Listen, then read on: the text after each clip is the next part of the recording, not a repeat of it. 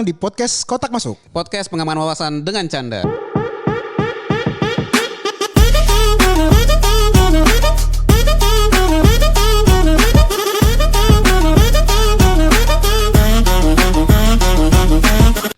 Hola. Halo semuanya, balik lagi nih sama podcast Kotak Masuk. Gila, kita nggak ganti-ganti baju nih, udah 7 episode. Udah sampai ganti musim nih kayaknya. Ganti musim, ini udah November tengah. Udah masuk Menuju winter Desember lah. Hari pahlawan, kalau misalnya ini bener selamat hari pahlawan. Kalau salah kami mohon maaf lah. Gimana Nick? Apa nih Bang? Kita topik ini akan berbeda lagi. Topiknya ya nyari yang agak ringan tapi juga ini apa ya, gue pengen ngasih awareness lah. Ih siap. Pendengar-pendengar podcast Kotak Masuk, jadi jangan ilmunya di gua doang nih. Iya dong. Apalagi lo LPDP lagi. Nggak ada hubungannya sih Iya sebenarnya. dong. Ini kita bagi dong. Siapa tahu podcast kita ini jadi project lo. Bahwa lu Podcast membagi. LPDP. Iya. Oh, nanti diundang kita ya Bang ya. Bisa diundang atau enggak, ada satu nih Bu yang belum. Saya LPDP-nya deket aja dah ya. Bisa Bang, lo ambil doktoral ntar. Iya. Gue memang pengen doktoral gue. Gue pengen menjadi doktor logistik and supply chain. Wih, mantap. Jadi kan S1 gue teknik industri, S2 gue finance, S3 gue masa nggak ada bisnis gue ya kan? Harus dong ya kan? Bisa. Gimana Nick? Apa yang mau lo share terkait kuliah lo di sana? Ya, jadi ya beberapa episode ini gue pengen sedikit ngasih apa ya, awareness lah pada teman-teman kita tentang sustainability gitu. Jadi kenapa ini penting, karena ya gue nggak pengen jadi terlalu serius sih sebenarnya ya. Cuman kalau jadi serius ya mohon maaf gitu. Jadi karena ini kan menyangkut ke anak kita kan. Gue akhirnya udah punya anak nih. Congrats. Padahal udah dari episode yang berarti ini udah 3 bulan anak lo harusnya. November. 2,5 lah. 2,5 bulan. Mungkin 2,5. Jadi lu juga, anak lu juga udah gede gitu kan. Nanti mereka pasti kan juga berkeluarga. Betul. Gitu. Nah, kan bekerja juga kayak kita. Bikin podcast gue nggak tahu ya. Atau udah jadi VTuber ya, kita nggak tahu juga. Menarik juga idenya ya. Nah, maksudnya biar gimana caranya biar anak cucu kita itu tetap atau bahkan hidupnya bisa lebih enak dibanding kita lah. Betul, gitu loh. betul. Jadi gue sedikit bawa apa yang gue pelajarin di kampus gue tentang sustainability gitu sih. Mantap. Bang. Apa tuh kira-kira? Nah, jadi sustainability itu apa sih sebenarnya gitu? Sustainability itu gue agak susah mencari padanan bahasa Indonesia, tapi mungkin satu kata yang bisa mewakili sustainability adalah keberlanjutan. Gitu. Jadi challenge-nya adalah bagaimana generasi kita sekarang ini bisa memenuhi kebutuhan kita sekarang nih akan sandang, pangan, papan, primer, tersier, sekunder gitu ya. Tanpa mengurangi kualitas hidup anak kita nanti gitu. Nah, contohnya nih misalnya nih, ini kita kontroversial ya, kita coba Boleh. kontroversial Menarik nih. Menurut lu kalau sekarang kita dimanjakan dengan mobil listrik, mengambil sumber daya tambang, nikel, membutuhkan listrik mungkin dari batu bara gitu. Kebayang gak sih 100 tahun ke depan seperti apa nanti? Apakah anak-anak kita nih kehabisan tambang akhirnya gitu? Bisa jadi Kan, karena setahu gue kan kalau perusahaan-perusahaan tambang itu kan udah menghitung. Jadi umur tambang gua ini tuh sampai berapa tahun supply-nya gitu kan? Ya betul. Nah, konsesi kan? Konsesi dan juga memang ada cadangan kan, dia ngitung cadangan kan. Cadangan ini tuh bisa bertahan berapa lama sih? Nah, setahu gue tuh cadangannya itu nggak nyampe 100 mungkin gue salah ya. 100 apa nih? 100 tahun. Oh, anak kita juga udah selesai sih. Iya, belum tahu sih gue. Tapi cucu kita kan masih ada. Akhirnya apa? Kalau cadangan-cadangan ini habis, nah mereka jadi nggak kehabisan, ada krisis energi gitu kan. Oke. Gitu. Nangkep. Gitu kan. Jadi sekarang pertanyaannya bagaimana kita mencari solusi atau bagaimana caranya biar anak cucu kita tuh tetap bisa hidup seperti kita lah, bahkan lebih baik gitu. Nah, itu kurang lebih tema atau challenge yang gue pelajarin di tempat gue Asik sekolah. juga ya gitu. tema lo ya. Tapi ada satu lagi yang lebih unik Bang. Apa? Jadi yang dibahas itu sustainability-nya tuh bukan kayak perusahaan energi gitu, enggak. Apa? Sustainability keberlanjutan tapi dalam skop rumah tangga. Banyak yang retak memang sustainable. Betul. Banyak yang retak. Banyak perceraian di generasi umur-umur 30-an sekarang banyak. Janda-janda muda ada, duda-duda ganteng ada. Iya betul. Tapi bukan sana arahnya. Oh bukan ya. Salah ya? Iya, jadi kalau kita bicara keberlanjutan atau sustainability itu kan kita sering dengar tuh dari korporasi kan. Oh, pemerintah itu harus misalnya melarang pembukaan hutan baru, pembukaan lahan untuk pertanian, membabat hutan lah gitu istilahnya dengan membakar. Oh, misalnya perusahaan energi itu harus lu mesti mikirin gimana caranya pindah dari batu bara ke yang lebih hijau gitu. Itu udah terlalu banyak pembicaraan itu. Tapi sebenarnya ada satu yang orang tuh lupa. Apa? Bahwa mereka tuh semua berproduksi karena berdasarkan permintaan dari rumah tangga gitu. Kalau misalnya semakin banyak orang yang beli mobil listrik, otomatis energinya mesti ditambah dong. Betul. Gitu. Nah, jadi kan sebenarnya perusahaan-perusahaan energi ini gue cuman ngikutin konsumen gitu. Nah, kalau konsumennya nggak butuh ya gue nggak produksi. Betul. Gitu kan. Nah, jadi uniknya tema yang gue pelajarin di kampus ini adalah kita bicara ke sustainability atau keberlanjutan itu dari level rumah tangga. Gila, mikro banget men. Mikro banget. Jadi kalau rumah tangganya misalnya nih, gue tinggal di hutan, gue nggak usah pakai mobil, gue nggak usah pakai listrik yang batu bara, gue pakai solar panel, anak gue juga sekolahnya di sekolah alam. Kayak gitu kan gue nggak butuh banyak tadi ya batu ngabisin bara, banyak energi lah gitu. Ngabisin banyak energi kan, dan gue bisa berkelanjutan kan kayak gitu. Betul, ya. itu ekstrim ideal ekstrimnya yang nggak mungkin semua orang jadi Tarsan. Benar. Nggak mungkin. Benar. Tapi gimana caranya nih, kan gini, perkotaan, kita udah ngomongin perkotaan. Ya. Itu kan di drive setiap matahari terbit dan terbenam oleh transportasi. Benar. Orang sekolah, kerja, terus berbelanja, semua dengan transportasi, which is dengan fuel. Ya. Baik itu fosil ataupun nanti elektrik. Benar, ya kan? benar. How come mereka bisa dirubah? Oke. Ini menarik. Jadi mungkin sustainability untuk level rumah tangga itu gue pecah dulu jadi 3 ya. Boleh. 3 aspek. Jadi ada namanya environment atau lingkungan. Nanti jadi perilaku rumah tangga yang impact ke lingkungan. Oke. Ada sosial, jadi perilaku atau skop rumah tangga yang berhubungan dengan social sustainability. Sama terakhir tuh financial.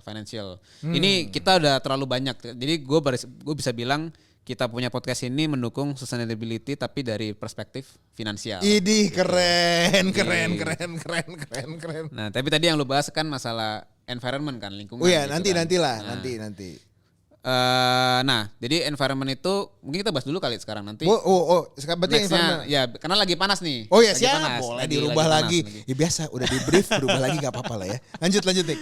Nah, jadi kalau environment itu berhubungan dengan energi consumption pertama, pasti. Ya kan, electricity, kemudian water consumption atau konsumsi pasti mandi, air, ya gitu air. Kan. Sama berhubungan juga dengan public transportation tadi gitu. Sebenarnya ada lebih banyak varian lagi lah gitu. Tapi paling besar 2 itu lah ya. Paling besar 2 itu, electricity sama water gitu. Nah, pertanyaannya, gimana cara lu mencoba untuk mengubah kebiasaan itu gitu kan. Nah, tapi gue kasih tahu dulu beberapa hal lah gitu loh. Kayak dari sisi, ada satu lagi, konsumsi makanan lu. Iya, gitu. iya. Faktanya gini bang, lu sering gak sih mendengar namanya tuh plant-based diet? Pernah kan, dipopulerkan oleh bapak komedi kita, Bapak Yeah. Panji Pragiwaksono. Plant-based. Dia nggak mempopulerkan sih, cuman dia mengikuti pola diet plant-based. Benar, gitu. Tapi dia kan karena faktor kesehatan, gitu. Yeah. Nah, disclaimer dulu sebelum gue lanjutkan, sebenarnya ini sering kita dengar, tapi kadang kita ngerasa lu lebay sih, kok lu lebay sih gitu. Jadi faktanya memang bang, produksi daging merah itu 20 kali lebih berbahaya dibandingkan emisi CO2 dari apa yang kita lakukan sehari-hari gitu loh. Termasuk monoksida kendaraan bermotor. Berbahayanya kenapa? Karena pada saat kita memproduksi daging itu kan berarti kan kita mengembangbiakan sapi kan. Iya. Nah, ketika sapi makan rumput, nah dia kan pasti kadang-kadang kan buang angin gitu istilahnya. Iya, udah pasti. Nah, buang anginnya itu mengandung namanya gas metana. Betul. Nah, itu bisa membuat bumi jadi lebih hangat. Oke. Bagus dong.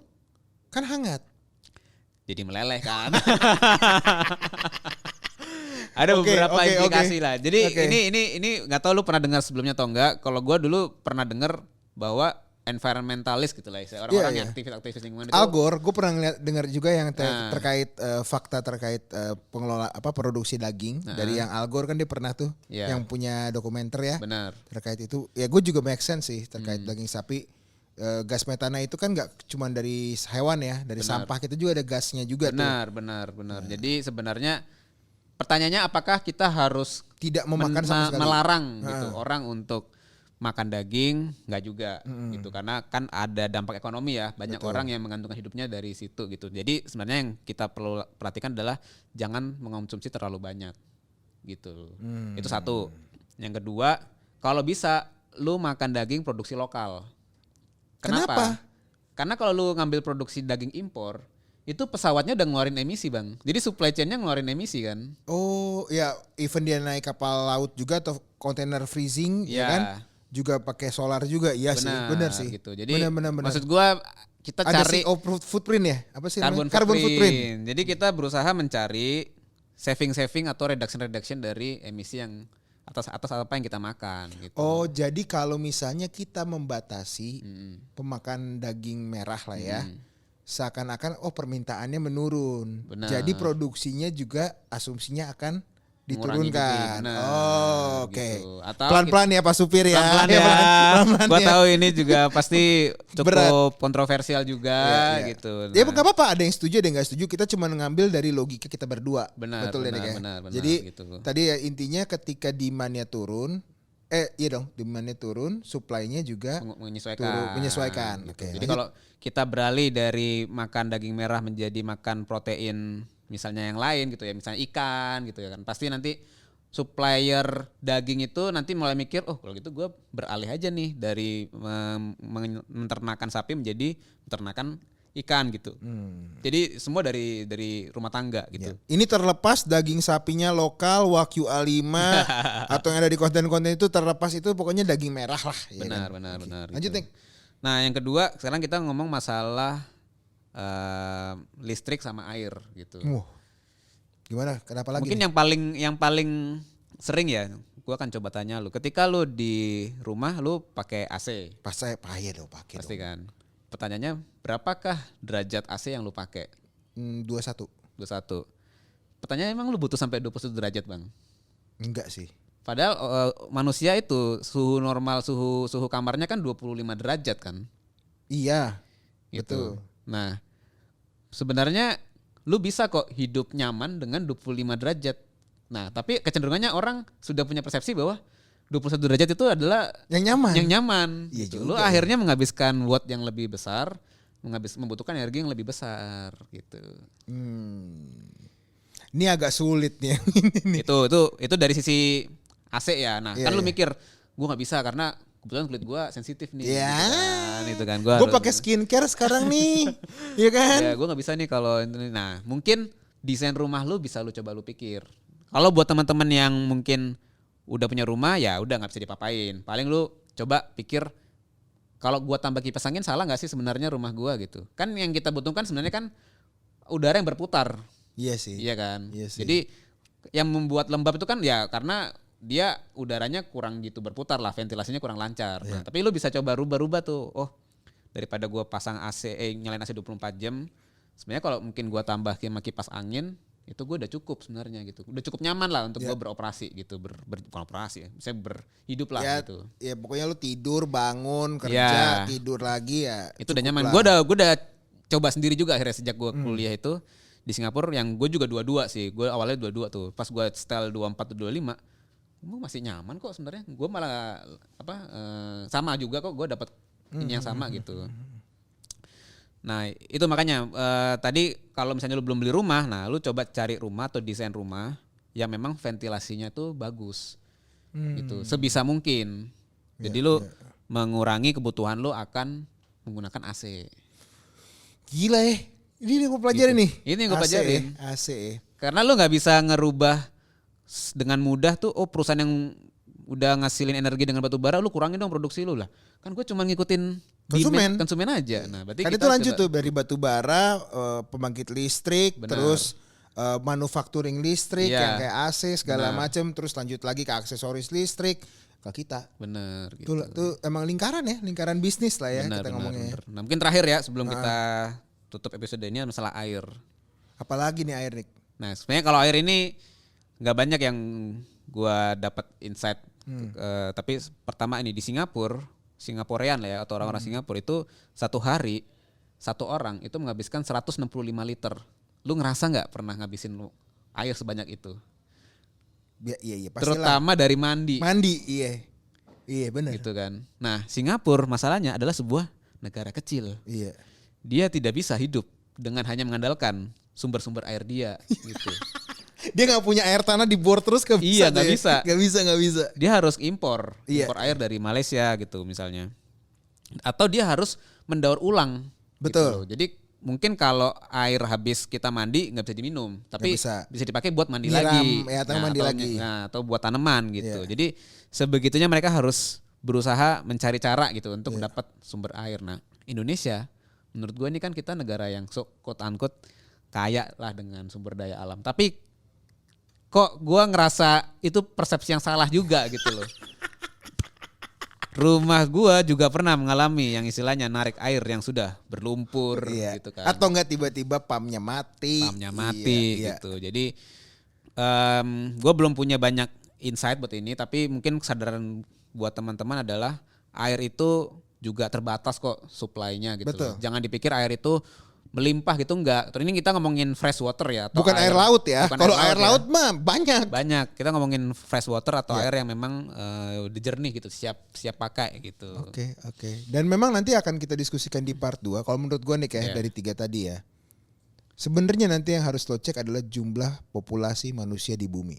Ya. Karena itu akan menjadi sebuah kontroversi juga nih.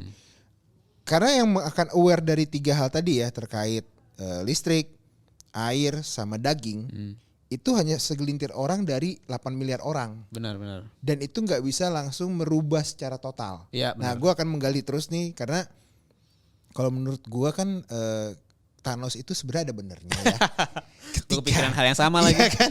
Ketika dia bilang keseimbangan sebuah galaksi atau keseimbangan sebuah planet, dan lu bisa percaya atau enggak deh omongan gue. Lu lihat aja jumlah manusia di bumi dari tahun dari abad 17 sampai abad 19 atau abad 20 sekarang. Ketika revolusi industri pertama dimulai, itu tiba-tiba tuh jumlah manusia bisa eksponensial bertumbuhnya. Tidak dibarengi dengan kawasannya. Jadi nanti kita akan bahas di episode kedua. Terima kasih atas topik yang sangat menarik hari ini. Thank you semuanya. Sampai ketemu di episode selanjutnya. Bye-bye.